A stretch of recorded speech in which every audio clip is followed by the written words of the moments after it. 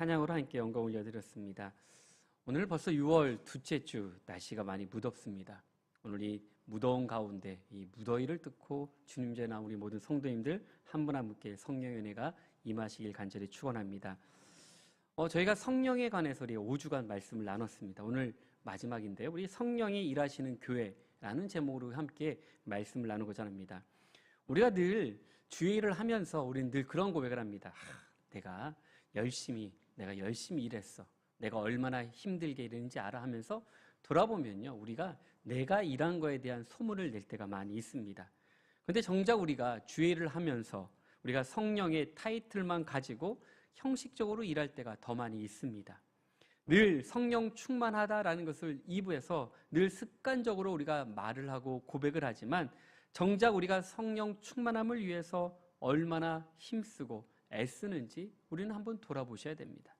우리 자신을 온전히 성령께 내려놓고 모든 것을 주관할 수 있도록 주님께 맡길 수 있는 믿음의 성도들에게 하나님은요, 차고 넘치는 은혜를 주신다라고 말씀해 주십니다. 오늘 특별히 우리가 교회가 성령으로 일할 수 있는데 우리는 성령의 역사를 경험하지 못하게 되면 어떻게 될까요? 바로 우리는 자꾸 다른 것에 우리 마음이 쏠리게 됩니다. 내가 집중해야 될 곳을 집중하지 못하고 내 마음과 모든 것을 빼앗겨서 이리저리 흔들릴 때가 더 많이 있습니다. 오늘 우리 가운데 성령님이 임하시고 오늘 우리 예배 가운데 성령님께서 함께 임할 때 하나님 우리에게 온전한 믿음의 길을 열어주신다라고 약속해 주십니다. 막연했던 삶에서 우리의 인생의 목표와 비전을 분명히 보여주신 같이 우리가 이런 믿음을 가지고 나아갈 때 힘과 능력을 부어주심을 믿고 나아가는 성도가 될 수 있길 간절히 축원합니다. 그러면 성령님이 함께하는 교회, 어떤 교회입니까? 바로 성령의 역사가 임하는 교회입니다. 교회는 하나님의 은혜와 능력이 나타나는 곳이지만 더 놀라운 것은 바로 우리 교회가 세상의 한가운데 있다는 것을 잊지 마셔야 됩니다.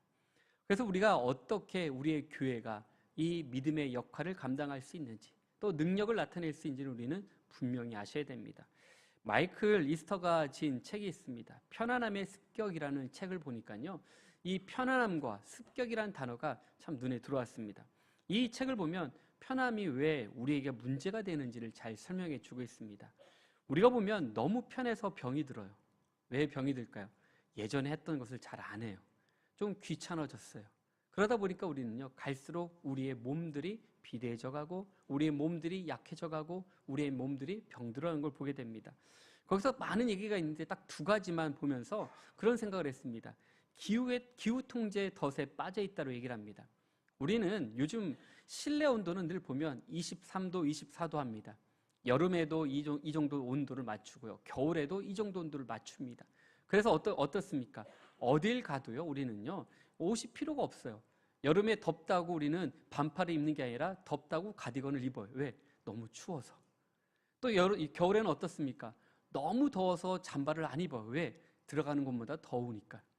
그러면서 우리 몸이요, 변하기 시작한 겁니다.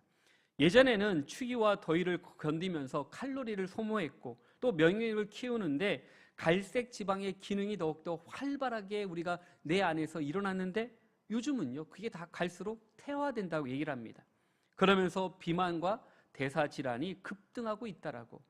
여름에는 땀을 흘리는 게 맞아요. 겨울에는 추워서 움직이는 게 맞아요. 그런데 우리가 기후 통제하면서 우리 몸이 망가지고 있다라고 얘기를 합니다. 또 하나는 뭐냐면 스마트폰이 가져간 지루함의 가치입니다. 여러분, 지루한 거 어때요? 이거 못 견디네요. 옛날에 1분이라고 했지만 1분 1초에서 1초도 못 견디더라고요. 요즘 영상이 예전에 유튜브도 많이 봤지만 요즘 어때요? 더 짧아졌어요. 한 15초, 막 12초, 막 쇼츠로 보면서 간단하게 보려고 합니다. 왜 그러냐면 우리가 요즘 그러면서 우리의 마음이 조급해져 가요. 우리 대한민국 사람이 빨리빨리라고 얘기하지만요, 그 빨리빨리가 더 빨라졌어요. 그러다 보니까 줄 서는 거, 기다리는 거, 아니 1분 1초도 기다리지 못해서요, 내 마음에 화들이 나타나는 걸 보게 됩니다. 과학적으로 보면요, 지루함이라는 게 꼭 필요하더라고요. 우리가 보면 왜 지루해야 되는가? 우리는 어디에 집중하느냐가 달려 있습니다. 뇌를 쉬게 하고 활성하게 하고 창의력과 문제 해결을 높이기 위해서 뇌를 쉬게 하셔야 돼요. 그래서 하나님도 이 천지 만물을 창조하시면서 마지막 날, 일곱째 날을 쉬게 하신 이유가 뭐냐면 우리가 쉬지 않으면 다시 나갈 힘을 얻지 못하기 때문에 쉼을 주십니다. 그런데 요즘 우리는 어때요? 정신이 없습니다. 우리가 늘 휴대폰을 손에 들고 어디 가도 우리가 뭘 봐야 되고 뭘 해야 되고 그렇지 않으면 불안한 마음으로 살아갈 때가 얼마나 많이 있습니까? 그런데 이것을 우리가 해결할 수 있는 방법이 있더라고요. 뭐냐면 교회 나오시면 돼요. 주일날 여러분 스마트폰 보시는 분도 계셔요. 그런데 주일날은 이제 말씀을 들어요.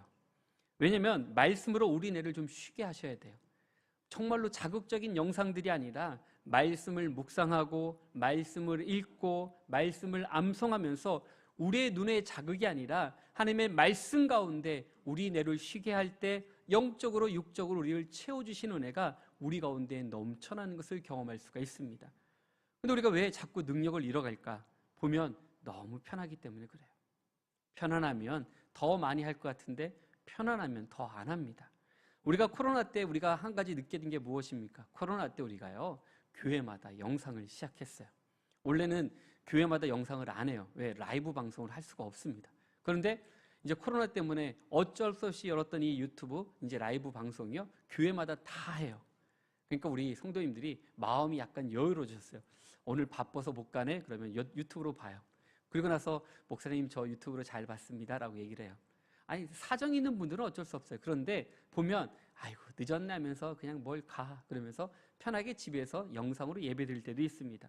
그럼 보면 우리는 그래요. 조금만 교회에서 불편하면 우리가 힘들어해요. 조금만 어려워도 조금만 우리 마음속에 불편한 마음이 있어도요 우리는 내 마음을 견디지 못할 때가 많이 있습니다. 오늘 우리가 신앙생활하면서 주님을 붙들고 나아가야 되는데 그렇지 못할 때가 얼마나 많이 있습니까? 돌아보면 우리가 그렇습니다. 문제가 없고 평안하고 문제가 잘 풀리면 우리가 잘 될 것 같지만 돌아보면 다윗처럼 다른 곳에 눈을 돌리다가 결국 시험에 들고 또 넘어지는 것을 보게 됩니다. 오늘 우리가 항상 일하시는 성령님을 통해서 우리가 새 힘을 얻고 주님께 나아갈 때 우리 마음을 지키는 놀라운 능력이 우리 가운데 임할 줄로 믿습니다. 그래서 진정한 그리스도인들은요 형식적인 그리스도인이 아니에요. 모양만 가진 그리스도인이 돼서는 안 됩니다. 온전히 주님을 바라보며 나아갈 때 이 믿음의 능력을 잃어버리지 않습니다. 우리가 신앙생활하면서 착각하고 사는 게 하나가 있어요. 우리가 교회 와서 주의 말씀을 듣고 예배 드리고 또 기도하고 찬양을 하지만 어떤 분들은 그런 생각을 해요. 교회 와서 좋은 말 들어서 우리가 교양적으로 지식적으로 좀 늘려야겠다 생각하시는 분이 있어요. 그런 분들은요 정말로 오래 앉아 있어도 은혜 받지 못합니다. 왜? 하나님의 능력이 임하지 않습니다. 오늘 교회는 성령의 능력이 나타나고 역사하는 곳입니다. 교회의 힘이란 다른 거 아닙니다. 위에서부터 내려오는 하나님의 능력이 오늘 우리 가운데 임할 때 이 모든 것을 채워주시고 역사하시는 힘이 오늘 우리 가운데 임할 줄로 믿습니다. 그래서 영혼을 구원하기 위해서 일어나는 바로 하나님이 행하시는 놀라운 일들이 교회를 통해서 성령님을 통해서 임함같이 우리가 더욱더 병든 자들이 일어나는 것뿐만 아니라 믿지 않는 무리들이 주님께 나와 주의 마음을 열고 교회 안으로 들어와 주의 말씀 가운데 변화받는 은혜들을 오늘 우리 가운데 부어주실 줄로 믿습니다. 그래서 교회는 세상을 향해서 분명히 말할 수 있어야 됩니다. 하나님을 모르고 하나님을 대적하고 살던 죄인들에게 회개하도록 우리는 증거하셔야 됩니다. 하나님을 예배하는 사람으로 우리가 변화시키는 놀라운 기적들이 그들 가운데 일어나게 됩니다. 이러한 능력이 강력하게 드러나는 교회가 바로 성령이 일하시는 교회가 됩니다. 오늘 그러면 성령이 일하는 교회는 어떤 특징을 가지고 있을까? 우리가 세 가지를 보려고 합니다. 첫째는요, 말씀의 능력이 나타나게 됩니다. 우리가 말씀을 보면 그래요. 그냥 말씀의 능력이 뭘까라고 생각하지만요, 우리가 사도들이요 죽음 앞에서 결코 예수님이 주가 되심에 대해서 고백하는데 선포하는데 굴하지 않게 됩니다. 오늘 본문의 배경은 어디입니까? 사내들이 공회입니다. 이것을 쉽게 생각하면요, 우리가 요즘 대법원 판결을 좀 보죠. 전원 합의체라고 해서 대법관들이 딱 이제 위에 앉아서 원래는 14명이 다 앉아야 되는데 요즘 보니까 다 안 찾아서 뭐 12명, 11명 그렇게 했는데 14명이 딱 이제 위에 앉아 있습니다. 그 앉아 있는 그 모습만 봐도요, 야, 뭔가 위협이 있습니다. 근데 전원합의체처럼 이제 그들의 각자 의견을 같이 내서 이제 주문을 내립니다. 그래서 그 주문에 따라서 모든 판결이 결정이 됩니다. 우리가 보면 이 모든 것들을 보면서 얼마나 그 모습이 위험이 있고 권위가 있어 보입니까? 그런데 예수님 시대 유대고 최고 유의였던 사내들의 공예는요, 대제사장 중심으로 바리새인과 사두개인, 정말로 71명의 의원들로 구성된 이렇게 반원 형태의 둘러앉아서 재판하는 의회가 바로 사내들의 공예입니다. 거기에 사도들이 서 있습니다. 그 중에 베드로가 그 가운데 있습니다. 그런데 그곳이 어떤 곳인가? 얼마 전에 예수님께서 신성모독죄로 정죄당하고 빌라도에 넘겨졌던 그 법정이 바로 사내들의 공예입니다. 어쩌면 베드로가 사도들이 그 자리에 서면서 얼마나 만감이 교차하는 시간입니까? 예수님을 모른다고 부인했던 베드로, 어쩌면 부끄럽고 창피하고 숨고 싶은 그 자리였지만, 그러나 그는 두려워하지 않고 도망치지 않고 담대하게 복음을 전하는 것을 보게 됩니다.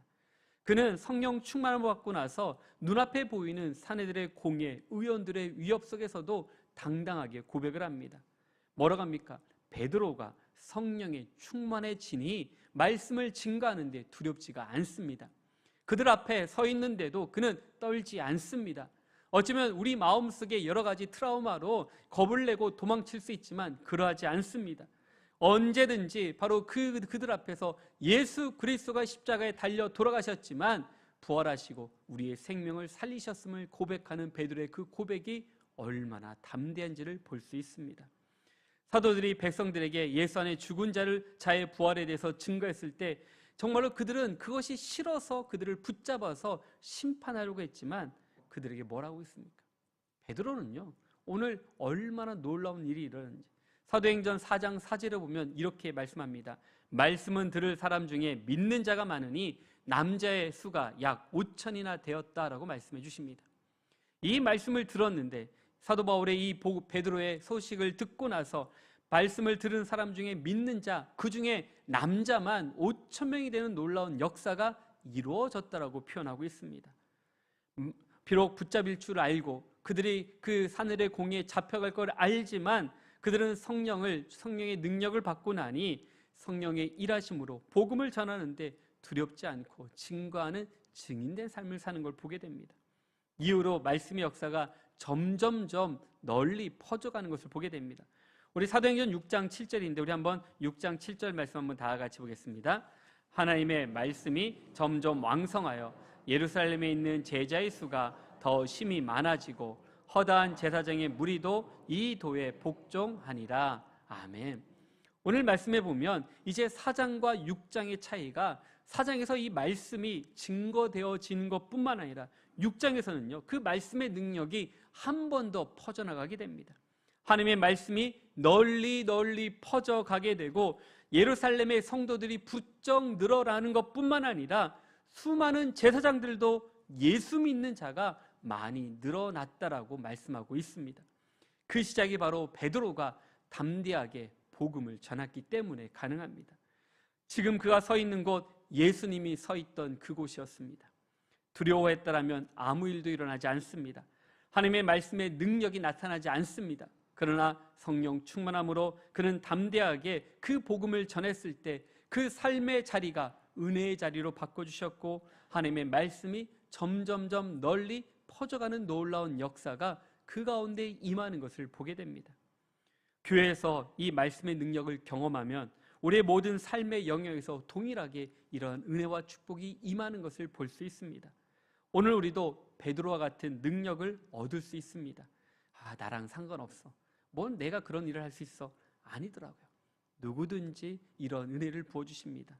오늘 베드로와 같이 담대하게 말씀을 증거하고 선포되어질 때 교회는 하나님의 은혜가 풍성하게 임하게 됩니다. 세상 우리를 어떻습니까? 늘 넘어뜨리려고 합니다. 그럴 때 말씀을 통해 우리 갈 바를 인도해 주시고 우리를 늘 회개하게 만들고 어둠에서 빛으로 나오게 해주시며 교회에서 선포된 하나님의 말씀을 통해서 놀라운 믿음의 역사가 우리 가운데 임하는 것을 경험할 수 있습니다. 어찌 보면 그렇게 율법으로 굳어졌던 제사장들조차도 베드로가 전한 말씀을 통해서 예수 믿는 믿음의 자리로 바꿔지는 것을 보게 됩니다. 경고했던 우리가 잘 아는 사울도 마찬가지입니다. 스데반의 말씀을 듣고 순교의 자리에 정말로 얼음같이 차가웠던 그 사도 바울의 그 마음이 녹아져서 다메섹 도상에서 주님을 만나고 이제는 변화된 삶을 살아가는 것을 보게 됩니다. 히브리서 4장 12절에 보면 이렇게 말씀하십니다. 하나님의 말씀은 살아있습니다. 활력도 있습니다. 좌우의 날선 어떤 것보다 예리합니다. 예리하니 혼과 영과 및 관절과 골수를 찔러 쪼개기까지 하고 우리의 마음의 생각과 뜻을 판단하는 능력이 이 말씀을 통해서 역사한다라고 말씀해 주고 있습니다. 그래서 우리는 말씀에 자신감을 가져야 돼요. 제가 성경을 잘 몰라요. 모르는 건 상관없어요. 우리는 말씀을 선포하시면 돼요. 베드로가 애매하게 또 두렵다라고 아무 말도 하지 않았다라면 아무 역사가 일어나지 않습니다. 우리가 7 집사 중에 스데반도 마찬가지입니다. 그가 정말로 복음을 전했을 때 어떤 역사가 일어났습니까? 8절에 보면 우리 스데반의 고백이 나옵니다. 우리 8절 말씀 한번 다 같이 보겠습니다. 스데반이 은혜와 권능이 충만하여 큰 기사와 표적을 민간에 행하니. 오늘 8절에 보면요, 스데반이 그냥 증거한 게 아닙니다. 우리가 7 집사가 되어서 나는 이제 다 됐어, 나는 직분을 받았으니 이제 나는 끝이야, 그러면서 정말로 내가 마음대로 놀고 먹고 쉬는 게 아니에요. 오늘 보면 스데반은 7 집사가 되고 나서도 늘 은혜와 권능이 충만해서 큰 기사와 표적을 어디에요? 민간에게, 많은 사람들에게 행하는 역사가 스데반을 통해서 나타나게 됩니다. 바로 말씀을 증거함에 있어서 스데반이 왜 두렵지 않겠습니까? 그런데 오늘 분명하게 우리에게 주시는 말씀이 은혜와 권능이 충만하니 대제사장 앞에서 말씀을 전할 때 두려워하지 않았습니다. 그는 예수님이 누구인지 구약 성경을 통해서 지금 우리에게 오신 메시아가 예수라는 것을 그는 담대하게 증거하면서 끝까지 두려워하지 말고 복음을 전하며 순교의 자리까지 가는 것을 볼 수가 있습니다. 말씀은 살아 역사이기 때문에 우리는 늘 그 말씀을 붙들고 증거할 때 새 힘과 능력을 얻게 됩니다. 오늘 우리가 늘 보면 그래요. 교회를 올 때 이런 마음이 필요합니다. 간절한 마음을 갖고 올 때 우리의 심령이 뜨거워집니다. 정말로 우리가 온 힘을 다해서 주님께 나올 때 우리의 마음을 붙잡아 주십니다. 그런데 그러면 어떻습니까? 말씀을 읽을 때 내 마음을 붙잡아 주시고, 우리가 함께 말씀을 들을 때 우리의 심령을 쪼개며 우리가 그 말씀을 갖고 기도할 때 우리가 새로운 삶을 변화받는 은혜들을 오늘 우리 가운데 임할 줄로 믿습니다. 이런 믿음의 능력, 말씀의 능력이 우리 모든 성도들 가운데 함께 임하시기를 간절히 축원합니다. 둘째는요, 믿음의 일꾼을 세워준다는 겁니다.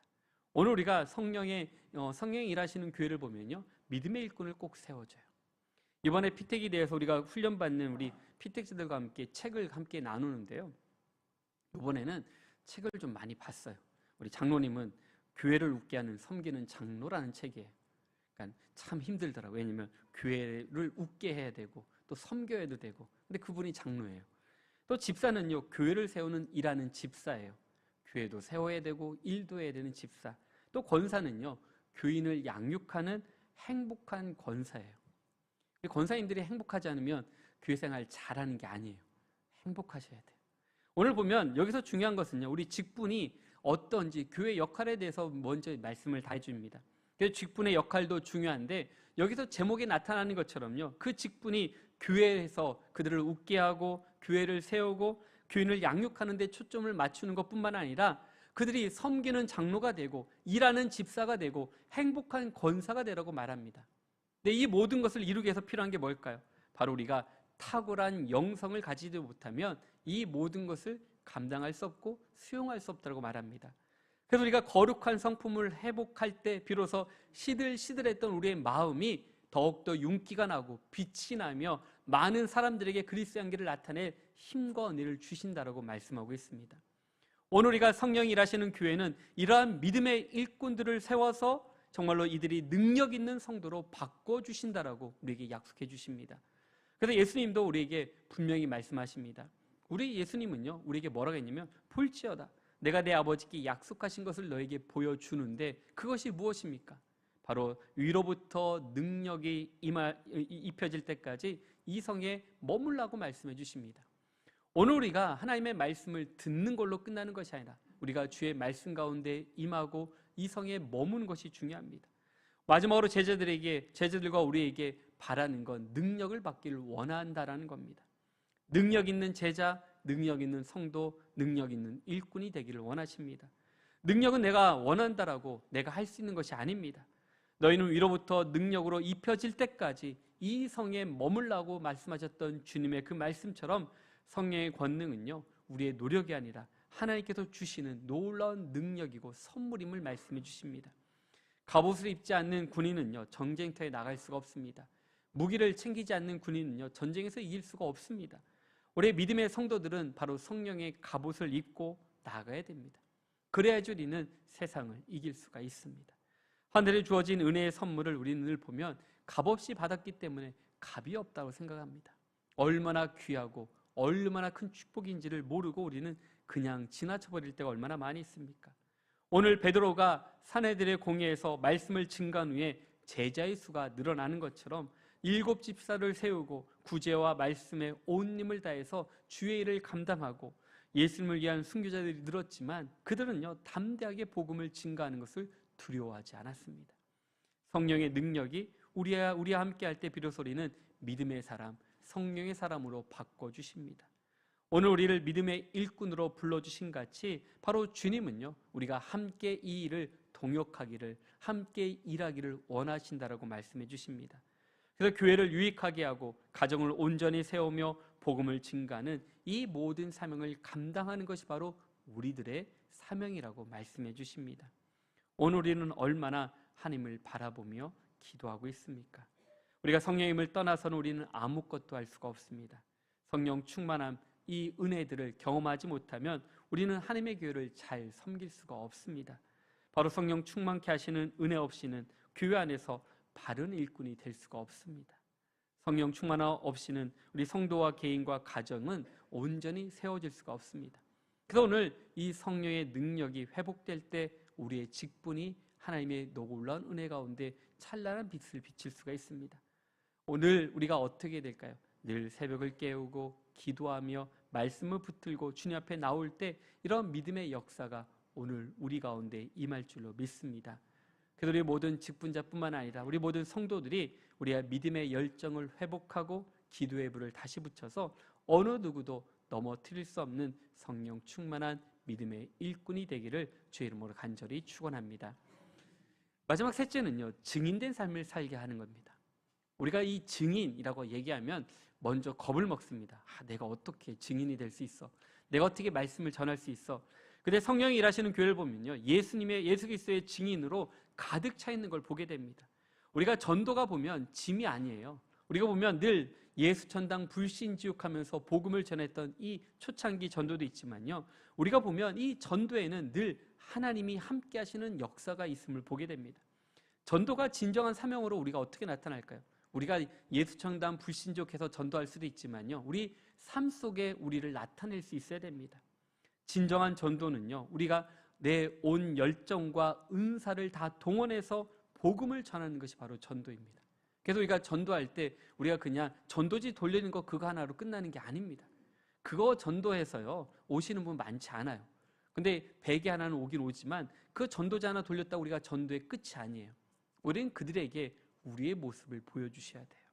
오늘 말씀처럼 우리는 사도 바울도 베드로도 왜 이 복음을 전하는데 온 힘을 다했습니까? 오늘 이 산들의 공회에서 베드로의 고백을 보면 다른 고백을 하지 않습니다.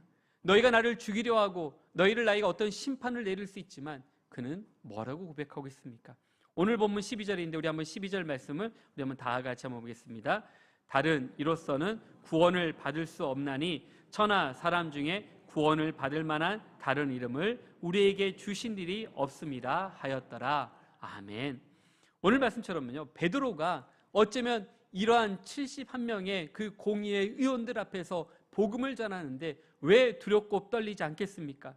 그런데 베드로가 그 경험, 부활하신 예수님을 만나고 나서 그의 고백은 다른 이로서는 구원받을 수 없다라는 것을 그들에게 담대하게 선포하는 것뿐만 아니라 뭐라 합니까? 천하 인간의 구원을 얻을 만한 다른 이름을 우리에게 주신 일이 없다라고 그들에게 증거하고 있습니다. 늘 보면 이 귀한 말씀을 우리가 듣고 그냥 지나쳐 버리지만 이 말씀을 우리 삶 속에 드러낸다라면 많은 사람들에게 예수가 그리스도임을 증거할 수 있는 은혜들을 오늘 우리 가운데 부어주실 줄로 믿습니다. 베드로가 이 말씀을 그냥 하는 게 아니에요. 누가복음부터 시작된 이 말씀이 이 사도행전을 보면 사도행전 1장에서 예수님은 성령을 받으라고 약속을 하십니다. 사도행전 1장 8절인데 우리 한번 1장 8절 말씀을 다 같이 보겠습니다. 오직 성령이 너에게 임하시면 너희가 권능을 받고 예루살렘과 온 유대와 사마리아와 땅끝까지 이르러 내 증인이 되리라 하시니라. 아멘. 오늘 말씀처럼 예수님께서도 분명히 말씀하시는 게 오직 성령이 너희 임할 때 권능과 이 모든 능력을 받는다고 말씀해 주십니다. 그러면서 뭐랍니까? 내 증인이 되라. 다시 한번 강조하겠습니다. 정말 그리고 나서 사도행전 2장에 어떤 역사가 일어납니까? 성령 강림의 역사가 일어나면서 성령의 불의 혀같이 각 사람이 임하게 될 때 놀라운 역사가 일어나게 되고 그 자리에 있던 모든 사람들이 방언을 하며 각자 다른 언어로 복음을 전하는 것을 보게 됩니다. 그리고서 그때 사도 베드로가 복음을 전할 때 하루에 3,000명씩 회개하고 또한 세례받는 자들이 늘어났다라고 말씀해 주십니다. 그리고 나서 3장에 치유의 역사가 일어나게 됩니다. 우리가 잘 성전 미문에 앉아있는 안징뱅이 어떻게 일으켜 세웁니까? 우리 한번 사도행전 3장 6절 말씀 우리 한번 다 같이 보겠습니다. 베드로가 이르되 은과 금은 내게 없거니와 내게 있는 이것을 내게 주노니 나사렛 예수 그리스도의 이름으로 일어나 걸으라 하고. 아멘. 오늘 베드로는요, 이전 같았으면 내가 얼마나 능력이 많은지, 내가 얼마나 많은 축복을 받았는지 많은 사람에게 자랑하고 싶었습니다. 그런데 오늘 베드로는 성령이 임하고 나서 내가 아닌 누구의 이름으로 증거합니까? 성령의 이름으로, 바로 나사렛 예수 이름으로 일어나 걸으라고 말씀하는 이런 놀라운 역사로 바꿔주시는 것을 보게 됩니다. 증인된 삶을 살 수 있었던 가장 중요한 것은요, 바로 성령님이 함께 하시기 때문에 내 삶의 모든 것을 맡기며 주님과 동행하는 삶을 살아가는 베드로의 모습입니다. 오늘 하나님의 능력이 임하는 교회는요, 성령이 함께 일하시는 교회입니다. 바로 이런 증인된 삶을 살 때 교회가 이 복음을 증거할 수 있는 힘과 능력을 주신다라고 말씀해 주고 있습니다. 그래서 성경은 다음과 같이 어떤 일들이 일어나겠습니까? 오늘 베드로의 증인된 삶을 보게 되면요, 다른 것을 보지 않습니다. 성령을 받기를 소원했고 성령을 받고 말씀을 증거했고 이 말씀을 통해서 표적과 기사가 일어나는 놀라운 역사를 오늘 사도행전을 통해서 보여주고 있습니다. 그런데 더 중요한 게 무엇입니까? 그리고 나니 두렵지가 않은 거예요. 우리 상황과 여건 하나도 바뀌지 않았지만, 우리의 문제들 하나도 풀리지 않았지만, 우리 여건들이 하나도 바뀐 것이 없지만 그는 두려워하지 않고 정말로 담대하게 복음을 증거하는 삶을 살아가는 것을 볼 수 있습니다. 베드로도 7 집사들도 또 복음을 들은 많은 믿음의 사도들도 마찬가지입니다. 그들은 결코 편안한 삶이 아니었지만 두려워하지 않고 이 고난을 기쁨으로 감당하며 믿음의 발걸음을 걸어가는 그 모습, 오늘 우리가 살아가면서 우리가 얼마나 부끄러운지 돌아보셔야 됩니다. 우리는 얼마나 편하게 잘 믿고 있습니까? 얼마나 쉽게 신앙생활을 할 수 있습니까? 그런데 우리는 편할수록 주님과 더욱더 멀어지는 걸 보게 됩니다. 때로는 우리가 어렵지만, 때로는 힘들지만, 그러나 우리가 주님께 나와 부르짖고 기도할 때 이 모든 문제를 풀어주신 같이 바로 우리가 주님 앞에 믿음의 기도로 고난을 기쁨으로 바꿔가는 믿음의 성도가 될 수 있길 간절히 축원합니다. 오늘 말씀을 마무리하면서 우리 다시 한번 돌아보기를 원합니다. 성령이 우리 교회를 통해서 어떻게 일을 할 수 있을까? 우리 교회 안에 말씀이 능력이 나타나서 내가 먼저 변화된 삶을 통해 말씀의 흔적들을 증거하고 또 말씀의 흔적들을 통해서 삶 속에 그리스도의 향기를 나타내는 믿음의 성도가 될 때 이 능력이 나타나고, 교회 안에 믿음의 일꾼이 되어서 성령 충만함으로 탁월한 믿음의 영성을 가지고 모든 사람들을 웃게 하고 즐겁게 하고 또 성령 충만함으로 나눌 수 있는 믿음의 성도로 바꿔주시는 은혜, 또 증인의 삶을 통해서 때를 얻든지 못 얻든지 늘 삶 속에 우리가 어디 가든지 예수가 그리스도임을 증거하는 그런 믿음의 삶, 증인된 삶을 통해서 믿음의 방향을 온전히 걸어가는 은혜들을 오늘 우리 가운데 부어주실 줄로 믿습니다. 오늘 우리 교회와 우리 성도들이 바로 성령이 일할 수 있도록 먼저 나를 내려놓고 성령님과 동행하며 승리하는 우리 모든 성도님들 한 분 한 분 될 수 있길 주의 이름으로 간절히 축원합니다. 우리 함께 기도하겠습니다. 사랑하신 하나님 아버지, 감사합니다. 오늘 우리를 사랑하시고 은혜 주시고 또한 말씀해 주시니 정말 감사합니다. 성령이 일하시는 교회, 바로 우리 교회가 성령님과 함께 일하는 교회가 되게 해주시옵시고 늘 말씀의 능력이 나타나며 또한 주님의 말씀 가운데 믿음의 일꾼들을 세우고 늘 언제나 증인된 삶을 통해서 어디 가든지 주의 복음을 증가하는 온전한 믿음을 통해 세상을 이기며 승리할 수 있는 은혜들을 오늘 우리 가운데 부어 주시옵소서. 이번 한 주간 주님을 더욱더 바라보며 주님과 동행케 해주셔서 늘 주의 말씀으로 승리할 수 있는 참된 은혜와 소망을 우리 가운데 부어 주시옵소서. 함께 해주심을 감사하며 살아계신 예수의 이름으로 기도드렸습니다. 아멘.